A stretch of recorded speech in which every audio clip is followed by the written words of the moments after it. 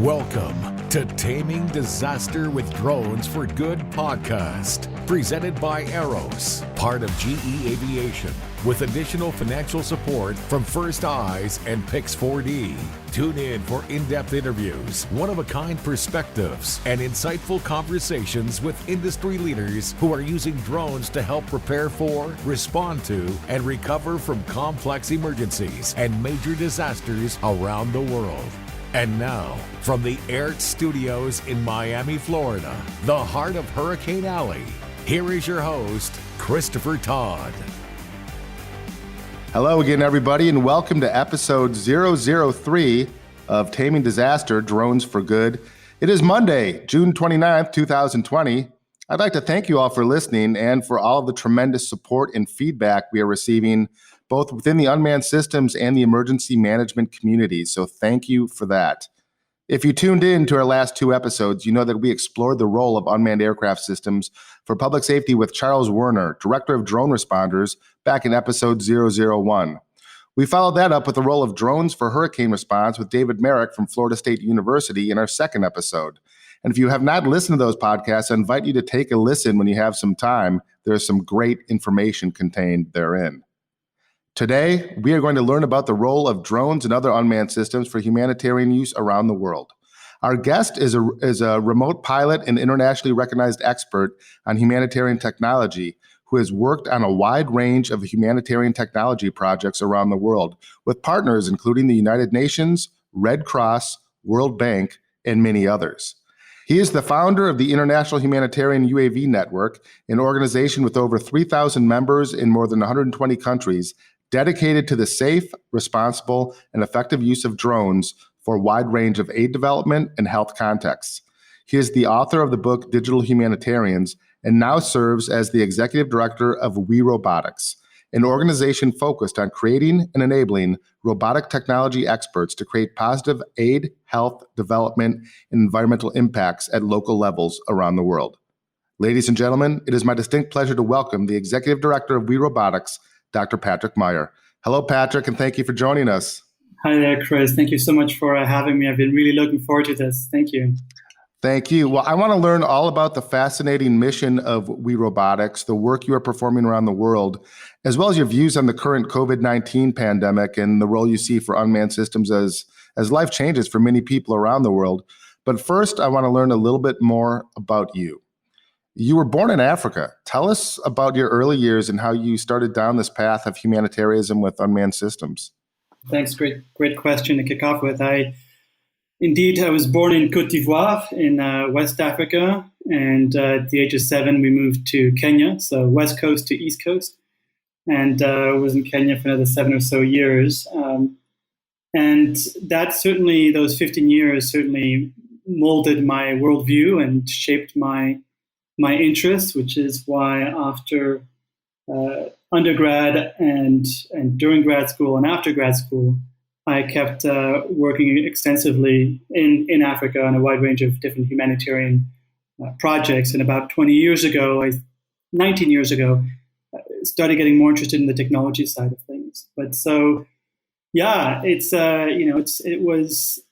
can't take credit for it. People say, "Oh, wow, you were born and raised in Africa." It's like, yeah, right. Well, I'm more impressed by folks who are not born and raised in Africa and who decide to, work in the social good space and move halfway across the planet. I feel that's a lot braver than what I did.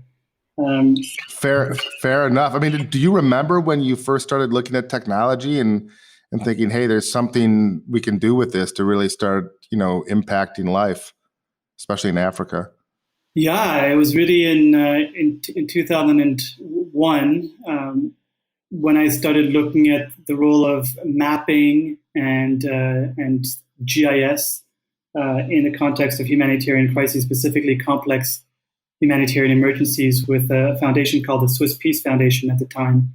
And that started getting me thinking about geospatial data, and that in fact humanitarian crises don't just happen over time, they happen over space, and that you can find patterns not only just in temporal analysis, but also very much in spatial analysis. And that really started my journey into the technology space. But it was really in 2006 when I saw Larry Brilliant's TED Talk on basically the use of new technologies to identify outbreaks, disease outbreaks, that I realized how far behind we were in the humanitarian space in the adoption of new technologies compared to what the folks were doing with digital biosurveillance. They were just years ahead. And that just really prompted me to say, well, that's really silly. We need to learn everything we can from these organizations. And that's really from 2006 onwards, I just kept working at the intersection of emerging technologies and humanitarian action. Gotcha. And it seems like, if we look at today, Africa seems to be a real hotbed for the development and the evolution of unmanned systems, especially drone technology. Why do you think that is? What makes Africa the ideal place, it seems, for a lot of these organizations to go and start testing and developing technology? I think there are different reasons. On the one hand, there are compelling needs, not to suggest that we don't have that in the U.S. Obviously, there's reason why Matternet and Zipline are starting to operate in the U.S. As well. And I think, frankly, it's from a regulatory perspective. You tend to have an easier time, or at least you did a few years ago, in getting flight approvals for a wide range of drone projects in developing countries compared to in the U.S. or in Europe, in Australia. Now that's both good and bad, right? Because then you have a certain amount of criticism that some folks make, which is justifiable. That you're going abroad to developing countries to refine your technology so that you can then convince the regulators in your own country to give you the green light, and then you make the big bucks, right? So there's that angle of it as well. And there's been a strong pushback, especially in the humanitarian space in the past 10 years, against foreigners coming in and experimenting with new technologies. So we have to be very careful about that. Now, we believe it's possible to do that in a way that's responsible, respects the dignity of local partners and communities, and can be done in an ethical manner, which is in part what really prompted me to co-found WeRobotics, which we can get to later. Yeah, we definitely want to get into WeRobotics. So just two things that that I kind of picked up in your answer. It sounds like, if I'm reading between the lines correctly, it's becoming a little more challenging to get airspace authorization for some types of these operations in places like Africa. Is that fair to say? It is, and it's a good thing. It's a good thing because it does mean that the civil aviation authorities are catching up and starting to follow in the footsteps of some of the other aviation authorities around the world that have been at it for a bit longer. Now, that doesn't always mean, sometimes it feels like the pendulum swings the other extreme. You go from absolutely no drones under any circumstances whatsoever, to much more open, but still incredibly restrictive to enable the use of drone applications, not so much in the humanitarian space, but far more industry type applications. So building inspection, oil and gas, and so on, which there's nothing wrong with. But there's a bit of a concern for us because some CAs will say, okay, you see, we've just opened up the opportunities, but they almost never, ever think about humanitarian applications.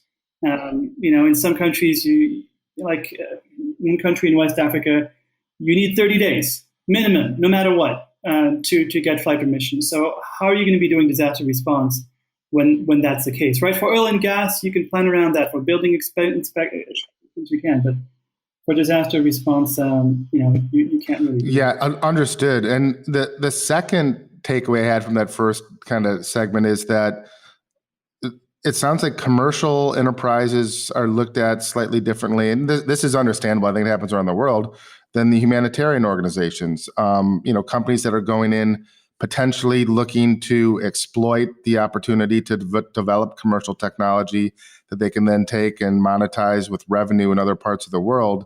It sounds like African nations are catching on to that game a little bit and are a little leery of that. Is that accurate? I mean, it's hard to generalize. I think there is more awareness about the pros and cons. I mean, if we look at some of the discussions around,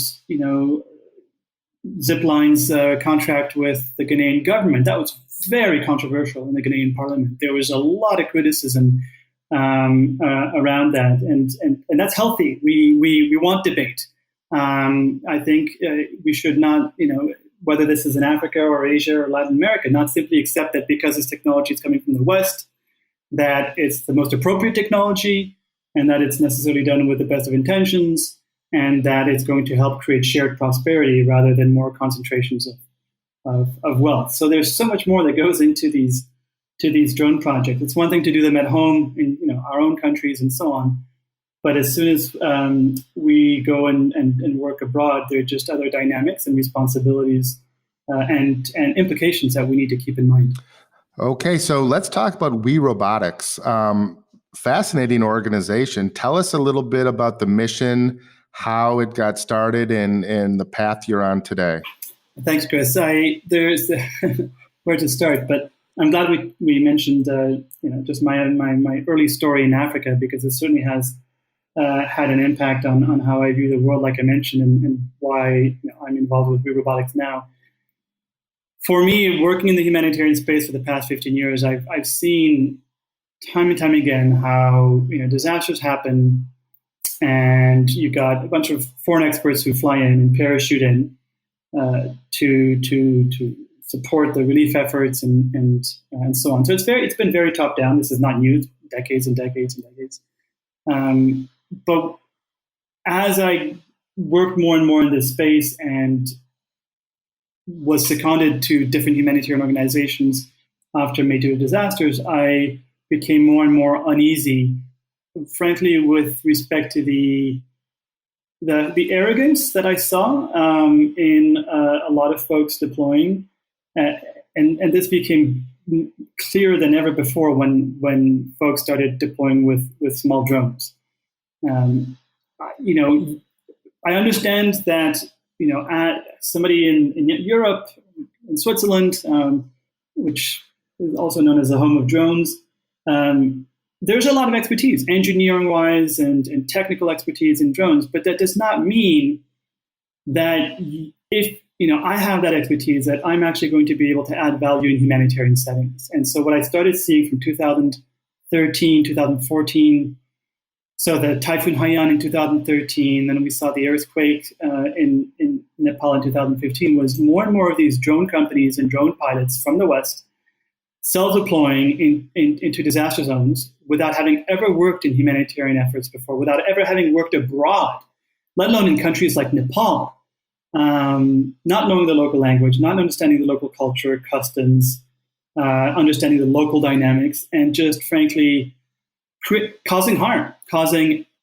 very clear harm, and creating a second disaster on top of the original disaster. And for me, the Nepal earthquake was the straw that broke the camel's back. I was asked by the UN to coordinate the humanitarian drone response to the earthquake, and it was just a disaster. It was just a disaster. A lot of folks had deployed and seemed to be a lot more motivated by having their videos go viral on YouTube.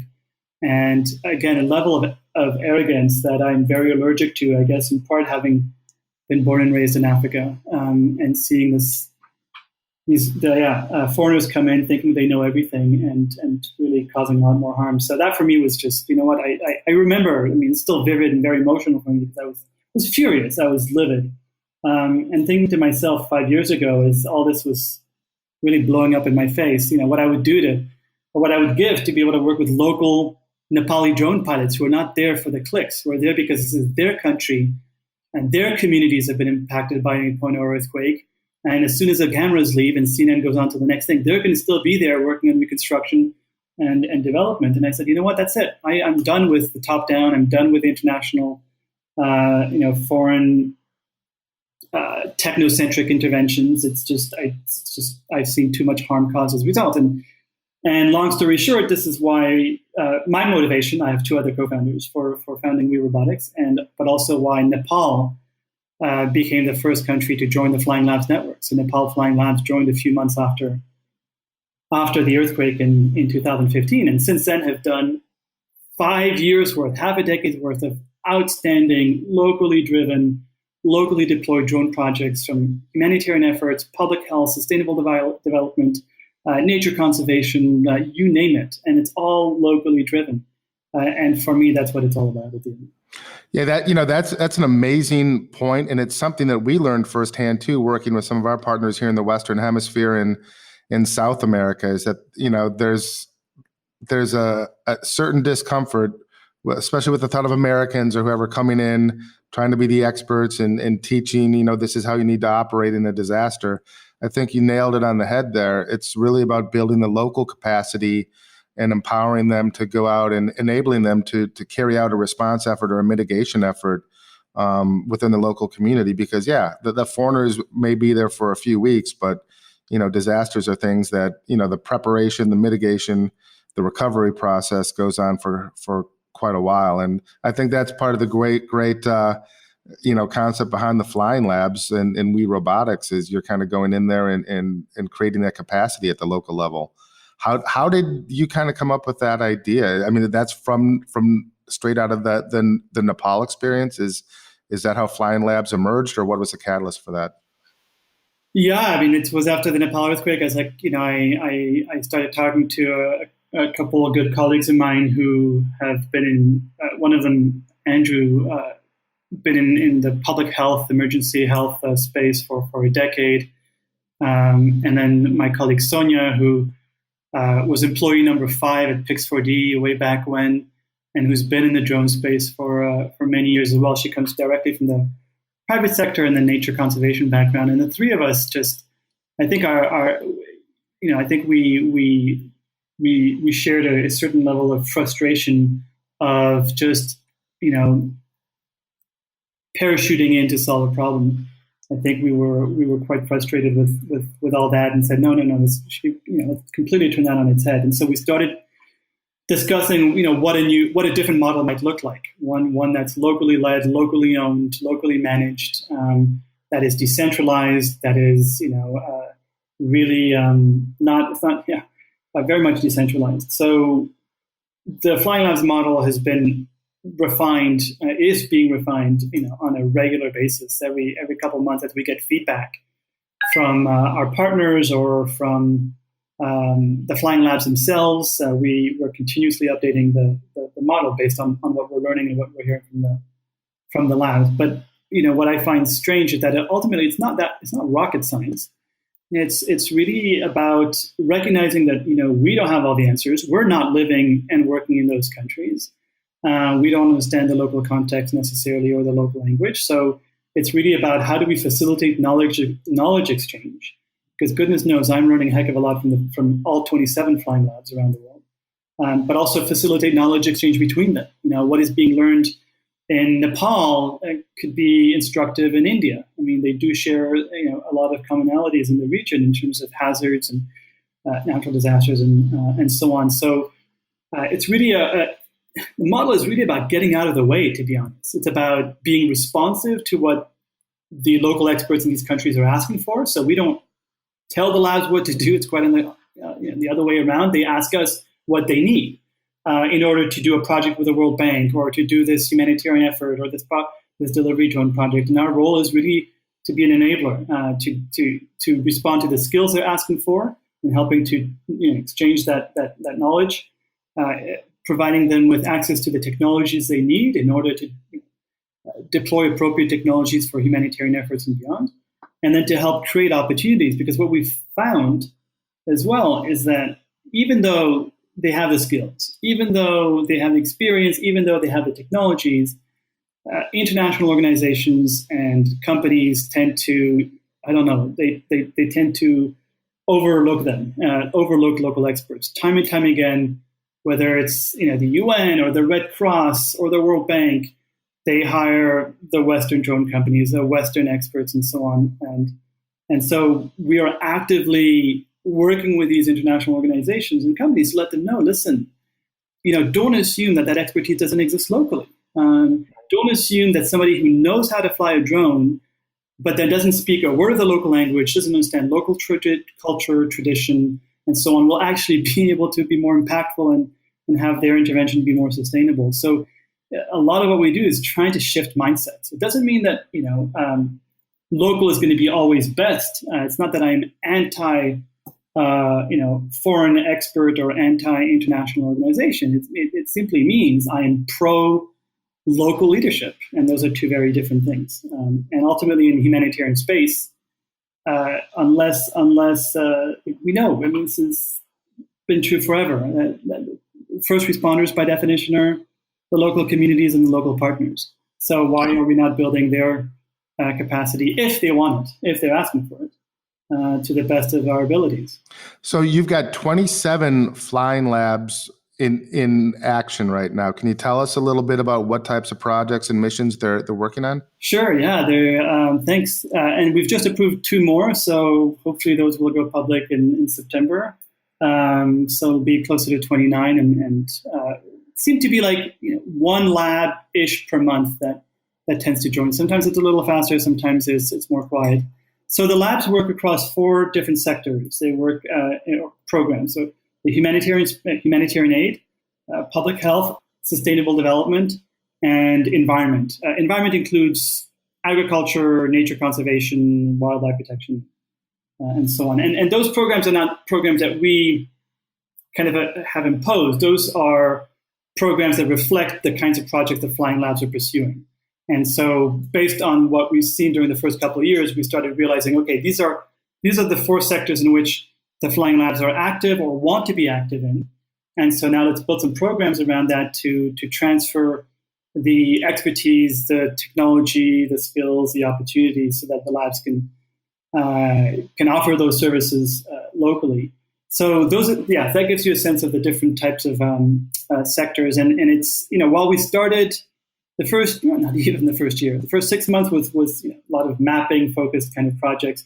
But then Peru Flying Labs joined in early 2016, and they wanted to focus first and foremost on delivery drones. So delivery of essential medicines in the Peruvian Amazon rainforest. And then since then, we're seeing more and more of the labs interested in other applications, other use cases of drones, not just the data collection, but also the delivery, also providing connectivity, using drones, these so-called flying cell phone towers. And a number of them are also going beyond the aerial or flying robots, but also looking into underwater drones, surface water, autonomous vehicles, terrestrial robots as well. So all within the context of social good applications, and equally importantly, locally led projects that use these technologies. Does that answer your question, or did I?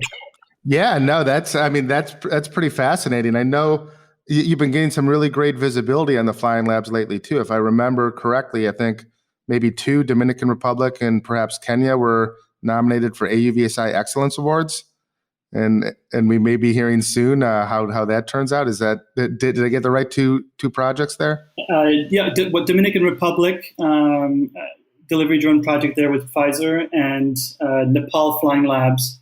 That was a TB project, collecting TB samples from 8 remote health clinics, bringing them back to 2 regional hospitals for testing.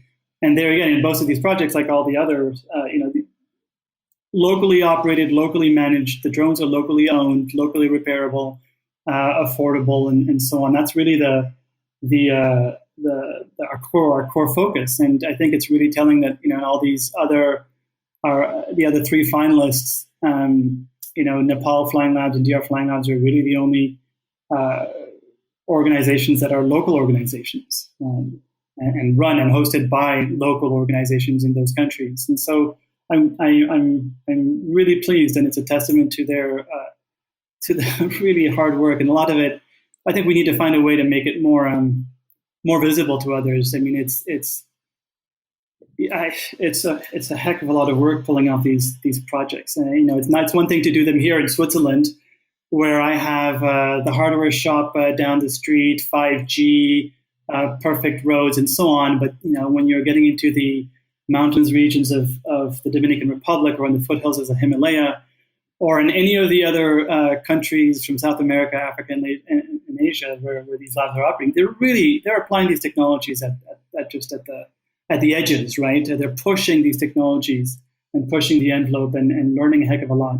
But it's really ultimately it comes back to the drive, the commitment, the ingenuity of these flying labs coordinators who are just taking it all to the next level and again facing challenges that most of us will not, at least or I won't here in Switzerland. So that learning is even more important than any technology around. That's a great. I used to live in the Dominican Republic, and so I appreciate what it can be like to get types of supplies and provisions and spare parts. And it's not like you can, pick up the phone and have a spare part there within a couple hours. I mean, you're probably sourcing something from Miami or somewhere else that's going to be flown in if it's a specialty item. And, Nepal, I wouldn't even venture to guess what some of the challenges that might go in there if you don't have a good logistics supply system in place. And that's kind of something that, no matter who the guest is on this program, it always kind of goes back to the logistics component of being so key in a lot of these projects to be able to pull it off successfully, that the flying part becomes one of the easier parts, but it's the plan and the logistics system you have in place to kind of carry you through. So if somebody wants to start a flying lab, what is the process they go through with you? Like, how should they approach WeRobotics and present their idea to you? That's a great question. Thanks for asking, Chris. The easiest is just to go to flyinglabs.org, and you'll see there's an affiliate program that is really meant as a fast-track program for organizations, companies that already have a track record in using drones for social good. So therefore have already some core set of skills. They're not necessarily the world's leading experts. That's not what we're looking for. But those who already have some track record and have some of the technologies, in country already, who then want to basically scale, who want to have access to more opportunities with more clients, who want to have access to more opportunities for professional development and acquiring new skills. So again, they can offer those in as a service in their own countries and be connected to 20 plus, 25 plus other labs around the world who are also learning, every day and capturing best practices and lessons learned and so on, and just in terms of value proposition, get access to a whole set of different software solutions, free hardware, pro bono, gratis hardware, as well as significantly discounted. Wow. So all that is the package. That's a lot. So you're facilitating the learning and sharing the findings from one lab to another around the world, basically? Like, is there a system in place for that? Or that is so essential, because ultimately, WeRobotics is a small NGO. We're a tiny little NGO, and there's only so much expertise that we can necessarily transfer. But what's been really mind-blowing for me is how much expertise exists within the network itself. It's just incredible. And so increasingly what we do is connect labs together and say, okay, India Flying Labs, you're looking for somebody who's an expert in agronomy. Well, you know what? The director of, Côte d'Ivoire Flying Labs, that is his bread and butter.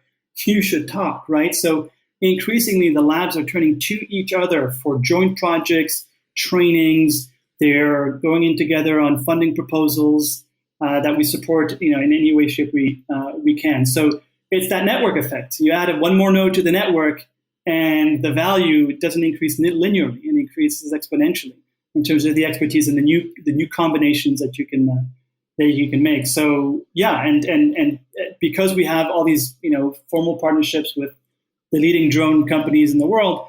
The Flying Labs have free Pix4D licenses, free license for drone logbook. That really helps them to professionalize and to compete a bit more with international drone companies who are going to be more well-resourced. So we're trying to level the playing field here. And we're quite biased towards, again, local knowledge and local leadership. That's exciting. And I can tell you from some research we've recently conducted with air and drone responders, just here in the US, about 95% of public safety agencies want to hear more about how drones are being used for good around the world and what those shared stories are. I think there's a real appetite globally for learning what one group is doing and how another group are using these systems. So it's pretty exciting that you've got that in place with the flying labs and you guys are sharing that and pushing the envelope forward. Because I think there's probably a lot of things that are being done that we couldn't do here in the U.S. and in many cases aren't thinking of. And it also seems, just from the two projects in Nepal and Dominican Republic that have been nominated for the AUVSI Excellent Awards, it seems like the focus is starting to shift now from the acquiring imagery and analytics and mapping to let's transport cargo and deliver items from point A to point B. And that's really where the landscape seems to be pushing. Are you seeing that on your end? Yeah, there's a lot more interest. I mean, every year since we launched in 2015, there's just been more and more interest from labs who are keen, who are being approached themselves by their Ministry of Health or NGOs in the public health space who are saying, hey, we need to do this blood delivery, or we need to do, delivery, collection of patient samples. And then they come to us and say, okay, how do we do this? So that is definitely increasing. And there's also an interest in a number of labs that also going beyond the aerial robotics, the aerial drones to, like I mentioned, underwater drones, surface water drones to do bathymetry mapping for all kinds of different applications. I know that Panama Flying Labs is prototyping an autonomous cargo boat to deliver medical supplies to local communities that are upriver in the more rural areas of Panama. So there's more and more interest. And we've been talking to Kenya Flying Labs. They've been talking to a number of different international partners as well as the Kenyan government about this idea of flying cell phone towers.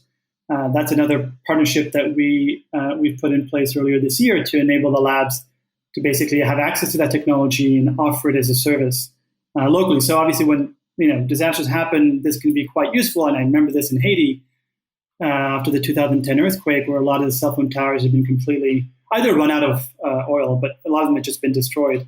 There goes any kind of communication. Now, what you can do relatively easily with a tethered drone is and fly 12 hours a day, is provide 3G, 4G connectivity to 300, 500 people in one given area and just deploy that relatively quickly. Not as a permanent solution, right, but as a temporary solution for not only for me specifically to enable affected communities to communicate, and of course also humanitarian responders. So that's what I'm really interested in as well, is saying, okay, there is certainly data collection, but what are some of these other applications? So tomorrow we're going to be talking to another prospective partner that has developed a way to basically upload data while flying overhead. So if you're a humanitarian, you've been deployed, you're away from base camp, you're doing damage assessments, and you need to get a whole bunch of videos and photos back to base camp. That drone could just circle overhead, basically wirelessly upload the data and go right back to base camp, and your team has the data. So things like that I think are really interesting, and there's no need to limit yourself. In fact, I think flying labs need to be sustainable and self-sustaining, and the more services that they can offer in response to increasing demand, the more viable they become as well. Gotcha. So flying labs are definitely here to stay, it sounds like, and they're growing, and that's awesome. I know that you've also recently launched some training with WeRobotics for pilots seeking to conduct disaster operations. Can you tell us a little bit about that? Yeah, pleasure. Absolutely. So, I mean, we've been doing these trainings in person since 2015, training international humanitarian organizations as well as national disaster management organizations in Europe, in the US, in Virginia, if I remember correctly, a while back, as well as in Africa, Asia, and Latin America.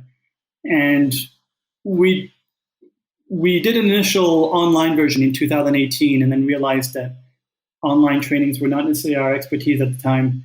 and that we needed to rethink a bit how to do this. And so we brought on a consultant who specializes in online, adult education and training. And she spent 6 months, actually creating a strategy, first of all, and creating a methodology and based on best practices, lessons learned from the literature and so on. And so then we kind of, we went back to square one and did it the correct way. So basically, yes, this online training basically comes from half a decade of experience that we've had firsthand, along with Flying Labs, as well as captured insights from the broader community, of course, as well. It's certainly no longer just us, or never really was anyway, just us 5 years ago. So we are capturing all these, lessons learned, not only just strategic, but frankly, I think the tactical level is what's been missing a lot of the times. In order to help humanitarians better understand how this technology can be used, as well as what those what the limitations of those technologies are, and also helping drone pilots who are very keen in applying their skills and technologies and humanitarian efforts to actually be part of the solution rather than be part of the problem, which in my experience, unfortunately, is still mostly the case as the problem. And yet yeah, understood there.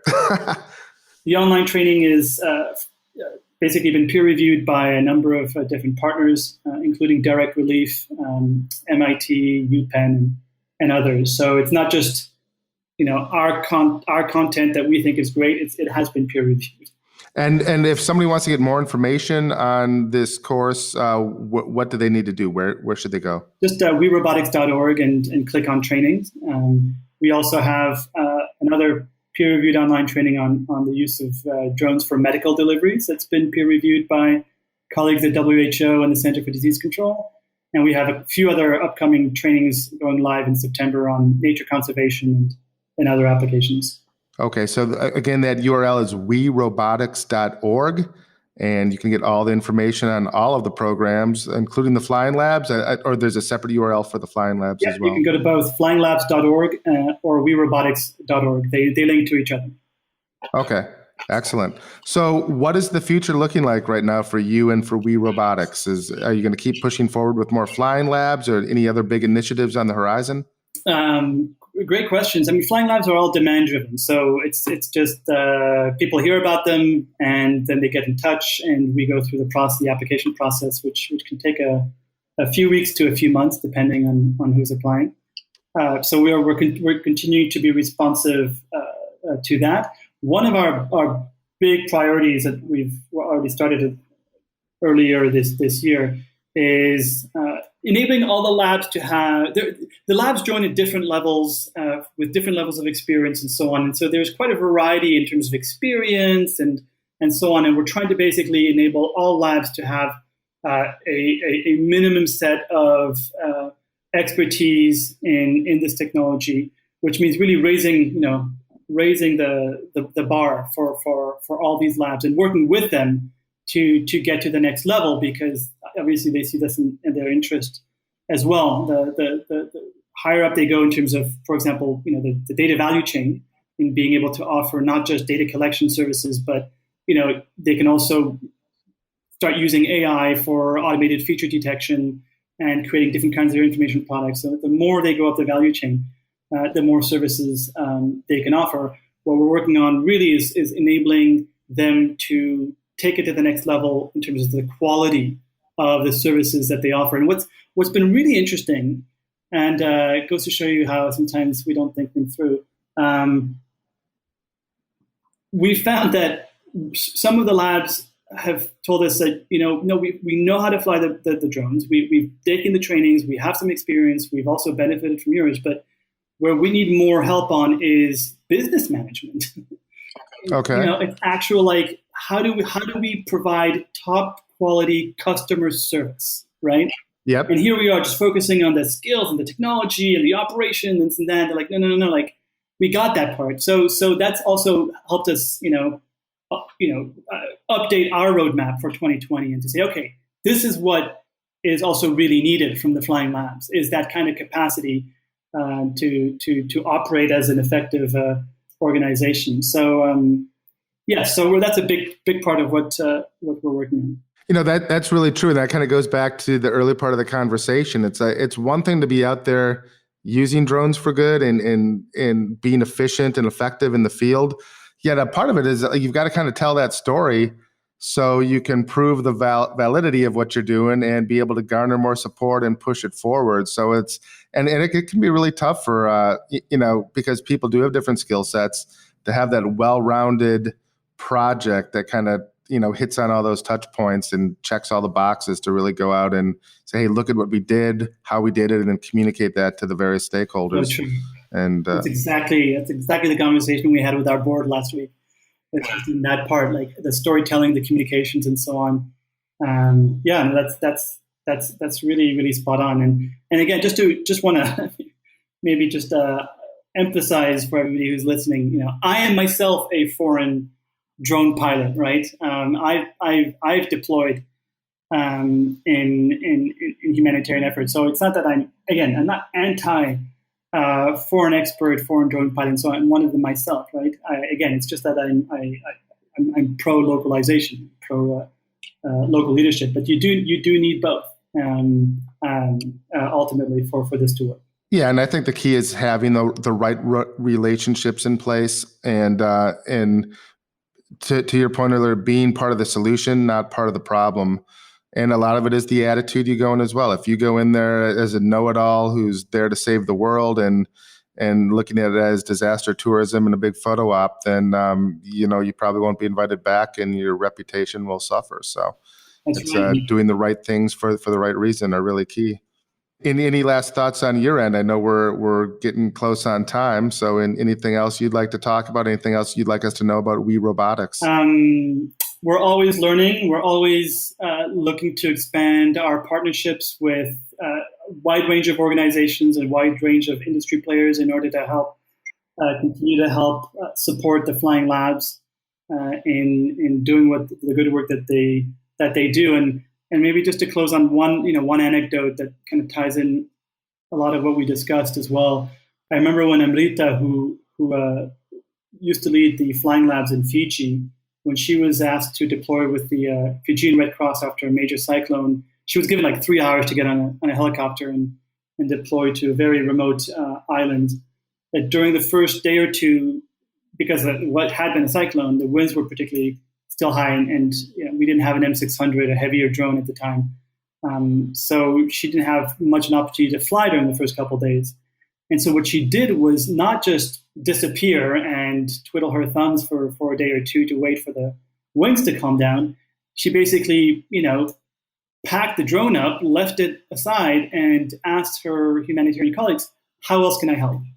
What else can I do? You're obviously, this is by definition, a disaster means you don't have enough resources, enough time, enough of anything. And she made herself useful. She said, tell me what else can I do for you? And she ended up being part of the damage assessment team, going door to door to these affected areas and documenting the damage from the ground. That for me I applaud that. Because I've seen the opposite, where if a drone pilot feels like they can't fly, they just leave. Now, sometimes I've also seen drone pilots say, oh, I want to help in other ways. And then humanitarians tell them, just get out of my way. I have other things to do. And they still insist, right? So, but just make yourself useful. And if you're being told that the best way to make yourself useful is to get out of the way, get out of the way. Yeah, that's a great point. Now that I think about it, when we went to the Bahamas after Hurricane Dorian last year, we spent probably the better part of the first day distributing water in the local community and helping to unload truckloads of supplies at the airport and transfer them so they could go out. And that was before we ever flew one drone mission. And it was that goodwill we kind of built up with the local people that they wanted to help us after that. So a little bit of effort on the front end went a long way on the back end for us to be able to accomplish what we wanted to. And that's great to hear. That's I'm going to have to use your story as well. That's great. Excellent. Patrick, thank you so much for joining us on this episode of Taming Disaster, Drones for Good. Your story is amazing. The WeRobotics story is amazing. Again, for more information on WeRobotics, that URL is werobotics.org. Thank you so much for joining us. I hope you'll come back again and speak with us again sometime. I would love to, and I'll start listening and catching up with the first two podcasts. Thank you very, very much. Ladies and gentlemen, Dr. Patrick Meier from WeRobotics, our guest today on Taming Disaster, Drones for Good. We'll see you next time. Thank you for joining us. Thank you for listening to Taming Disaster, a production of AIRT, the world's leading nonprofit organization supporting drones for good. Learn more about us online at airt.ngo. And be sure to tune in to our public safety focused podcast, Drone Responders, hosted by Charles Werner.